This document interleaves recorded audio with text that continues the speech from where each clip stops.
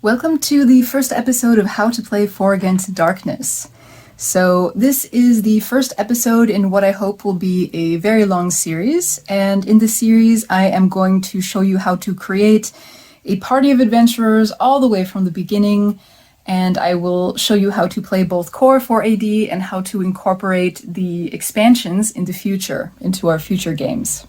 This is very exciting because we are here right at the beginning, a fresh new campaign. We haven't even made any characters yet, starting from a completely blank slate.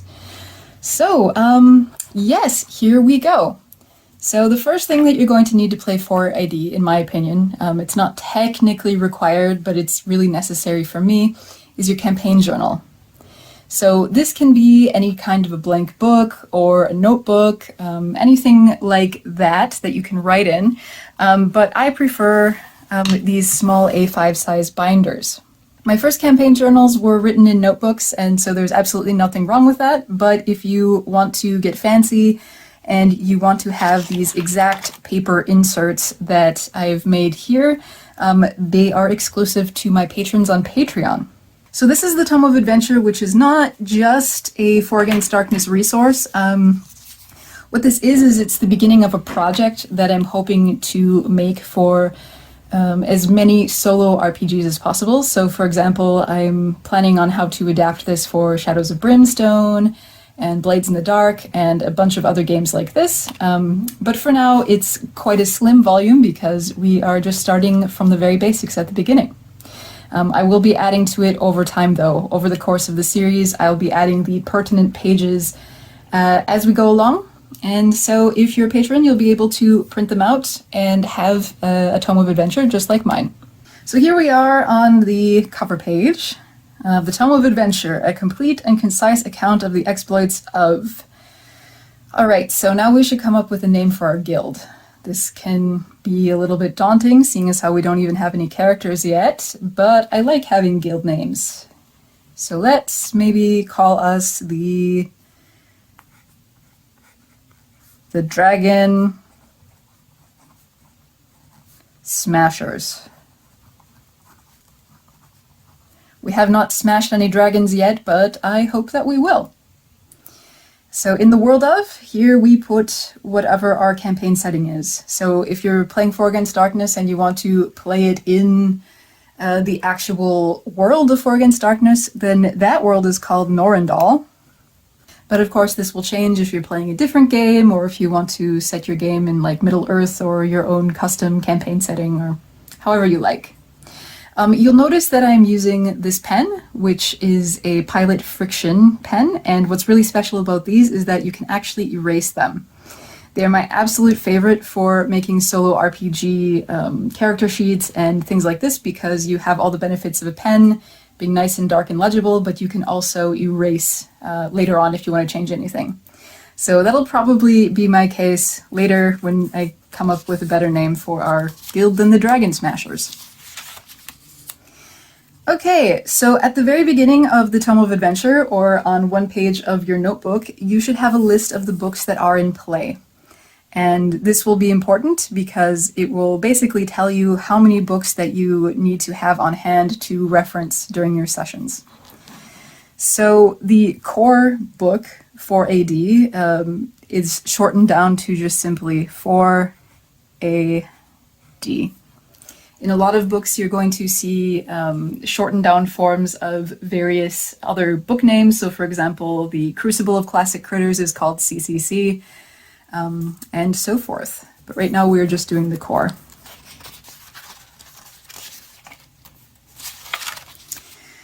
Okay, now we are coming to our guild roster.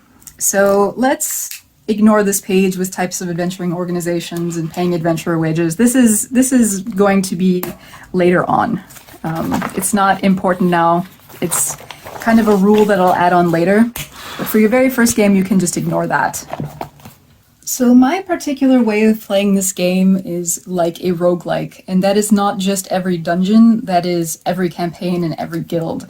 So I play it where if at any point my guild's population is reduced down to 0, then I guess I have completely lost and I'm going to have to start again. Because 4AD can be a really harsh world, and because death can be so high, I always give myself one of every core class at the beginning of a campaign. So there will be 8. If the first party gets completely wiped out, then hopefully a second party can come in and gain enough money and resources to get another adventurer into the group. And of course, we'll be hiring various adventurers as time goes on. Some of them will come to us for free, and some of us we will have to pay for, but don't worry about that right now. So, the core classes of 4AD, we have Warrior, Cleric, Rogue, Wizard, Halfling, Dwarf, Elf, and Barbarian. So when I add somebody to the party, I first put them on the guild roster, because the way that I play, you'll be picking up various characters at different points, but you won't necessarily want to put the work into making their character sheets just yet. Every character is going to get one of these little cards.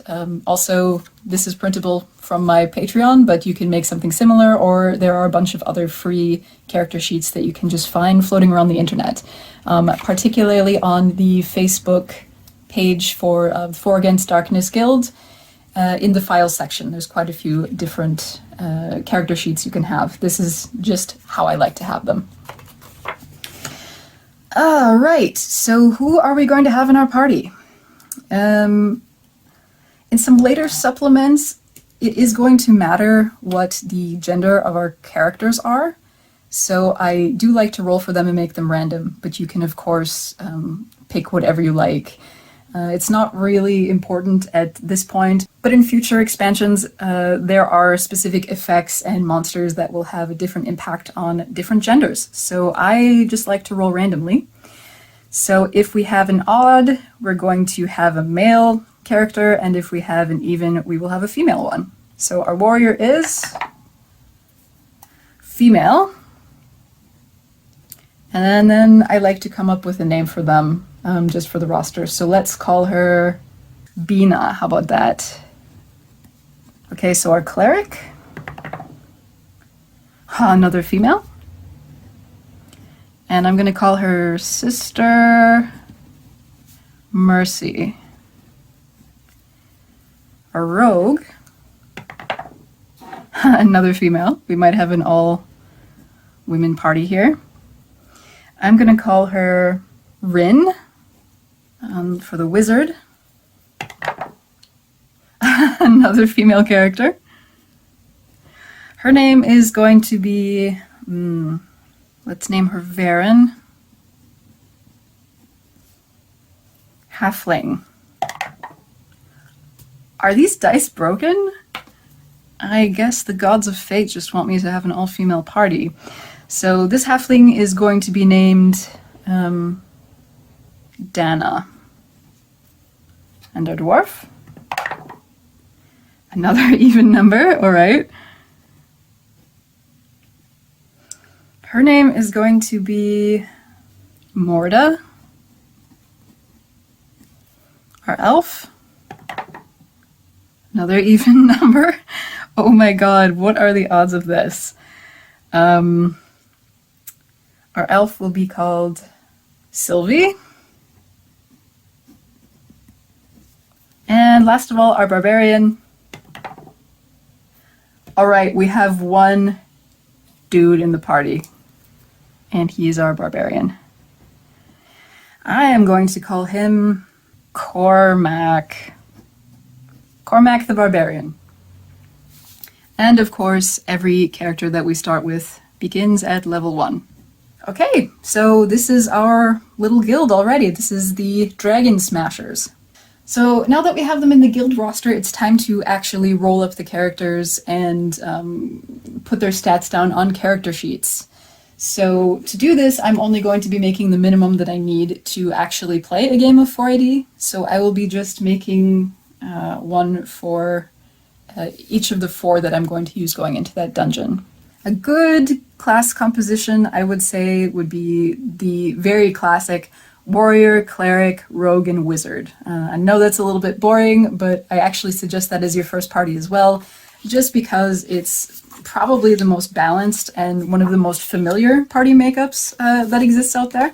So here I have my very own hand-bound copy of the 4AD core book. I am going to show you how to make these in a later tutorial, but of course you can use the PDF or the official print version.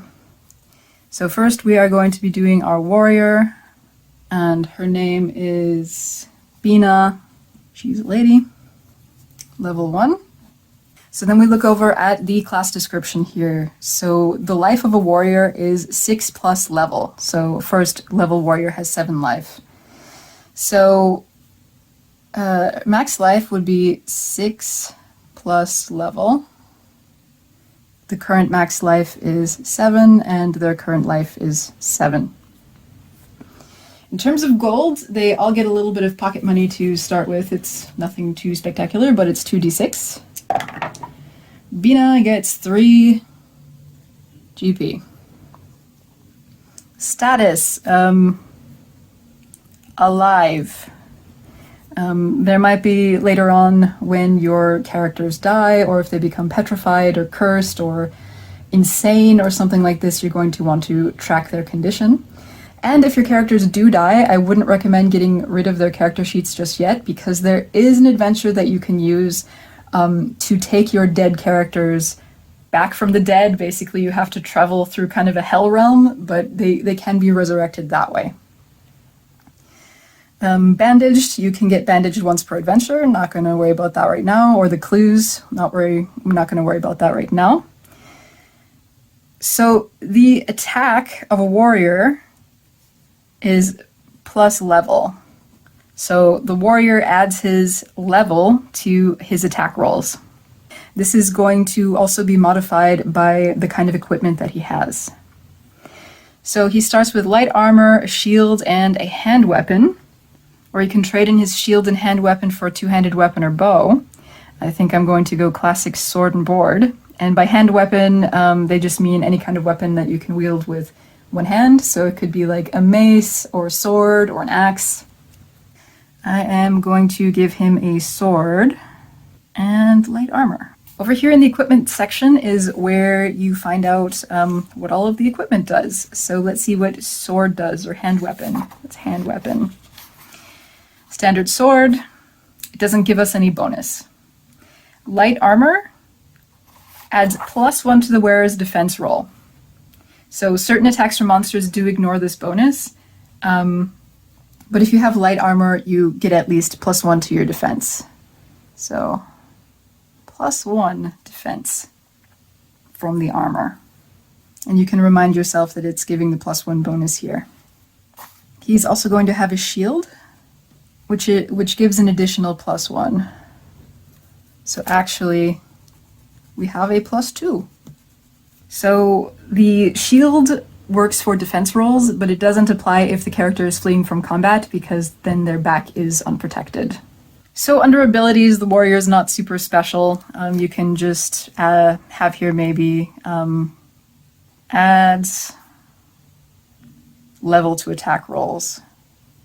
I'm sorry my handwriting is so terrible. I promise I am trying, but I have had awful handwriting since I was a child. The warriors don't know any spells, so we can ignore all of this. And that's Bina. Now let's do Sister Mercy. She is a cleric. Okay, level 1. Clerics have a maximum life of 4+ level. So 4+ level. They start out with 5 life. And let's find out how much gold she has. 1d6. So she starts with 6 gold pieces. Status is alive. So attack is either half level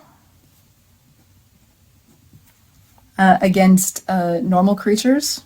So you would take the level of the cleric and round it down against normal creatures, and then plus level against undead. So if I have a level 2 cleric fighting against a normal creature, let's say she would only have a +1 to her attack, but if we're fighting a skeleton or something like that, it would be +2. We also get light armor, A hand weapon. Now, this does matter a little bit. In terms of the exact hand weapon, you can kind of decide and give it your own sort of flavor. But there are two types of damage. You have slashing or you have crushing damage. And a lot of clerics like to have maces and hammers like this because they'll be fighting against skeletons, which are resistant to slashing weapons. So I am also going to do that with her. I'm going to give her a mace, and that doesn't give us any extra bonus there. But light armor gives us +1. And she also can have a shield, +1. So total defense is +2. And her current attack, it would be half level, so 1. You can't go below 1, basically. So attack is +1 or +1 against undead. So clerics don't get to learn that many different spells, at least not in this book. They can only learn the 2 holy spells, and they can learn blessing, and they can learn healing. So blessing is a spell that you can use 3 times per adventure. So basically, in order to signify that I've got a spell loaded up for an adventure, I put 1 line through the box. So 3 blessings, and when I use it, I put another line here. The same thing is with healing. I have 3 charges per adventure. And you can say blessing. You could say, I guess I would sum this up as removes curse or status. And healing is for every use you can heal 1d6 plus level hit points. So that's her done. Now let's do our rogue. And what did I name her? I named her Rin. Level 1. The rogue has a life of 3+ level. So at this point her max life is 4. And they start with 3d6 gold pieces. So 6 plus 5, 11. Status is alive. So the interesting thing about the rogue is that he only adds his level when he's fighting against outnumbered minions. So you're going to be fighting against groups of minions that, there might be 5 or 6, and you can start adding your level when that number goes down to 3 or less. So it's a plus level against outnumbered. And possibly the most useful thing that the rogue can do is he adds his levels for his defense rolls. And he also adds his level against disarming traps. So the current standard defense, his equipment is light armor, +1. And he gets a light hand weapon. So this is different from a normal hand weapon. So with a normal hand weapon, you attack basically with no bonus, but also no penalty. If you have a light hand weapon, it actually gives you -1 to attack rolls. So I'm going to say that his hand weapon is a dagger, and it gives -1 to attack rolls. So normally it's -1 to attack. His defense, he's level 1, so he can add that to this as well. So for his defense, he's level 1, so he can add it to his armor. Right now it is +2, and he doesn't know any spells. In addition to his light armor and his dagger, he also gets to start with some additional stuff. He gets rope, lockpicks. Yes, rope and lockpicks. These will be useful later on, of course, for picking locks, and sometimes you have to capture monsters alive and not kill them, so that's why you need the rope. And that is Rin, our final character. She's the wizard, and her name is, what was it again? Varen, level 1. All right, these guys are pretty fragile. Their maximum life is 2+ level, so at this point it's 3. And that's why I always put wizards in the back of the party. They're very fragile early on, but they get definitely a lot more useful as they level up. They start with 4d6 gold pieces though, so it's a decent amount. So that would be 5 and 10, 12. Alive. So with the attack, you only add your level to attack if you're attacking with spells. So it's plus level with spells. You don't get any other bonuses from your class for combat, except for if you are solving puzzles or riddles, and the adventure will probably point out when that will be. So, of course, the ability of the wizard is to cast spells, and the wizard knows 2 spells, and then will later learn 1 spell per level. So that means our wizard knows 3 spells. And she will also be able to prepare this number of spells. Let's get to that at the end, though. So wizards don't get any armor, they get a light hand weapon, and in this case, I am going to give our wizard a staff. That'll give -1 to attack. And they also get a spell book. So let's pick out our 3 spells. We only have 6 spells to choose from in this base game. I think something that every wizard should have in their repertoire is the good old classic Fireball. So the way that Fireball works, it works like an attack roll. So you add your level to the roll. It doesn't affect dragons, but it does affect zombie dragons. If you use it against minions, the Fireball slays a number of creatures equal to the wizard's die roll, minus the level of the minions. So you can maybe make a note of that. Say Fireball, like attack, slays minions at roll minus the level of the minions. Seeing as how the wizard is just so fragile, I am going to also teach her Escape, which will allow her to basically respawn in the first room of the dungeon so she can escape if things get too hairy. Not very nice for the rest of the party, but wizards do die very easily. The last spell that I'm going to choose for Varen will be Sleep. And this also works like an attack roll, and also does not affect undead or dragons, but very simply, you add your level to the roll, and Sleep will defeat 1 boss or d6 plus your level of minions if it hits. So that's incredibly powerful. Boss monsters are really, really strong, and so it is possible basically to one-shot a boss with your wizard, which is one of the reasons why I like to have them around.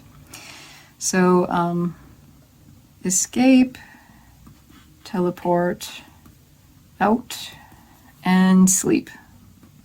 Like attack, beats 1 boss, or weird monster also. D6 plus L minions. Or vermin as well. So we are going to prepare our spells right now for our dungeon. We'll do 1 fireball, 1 escape, 1 sleep. And that is about it for our wizard.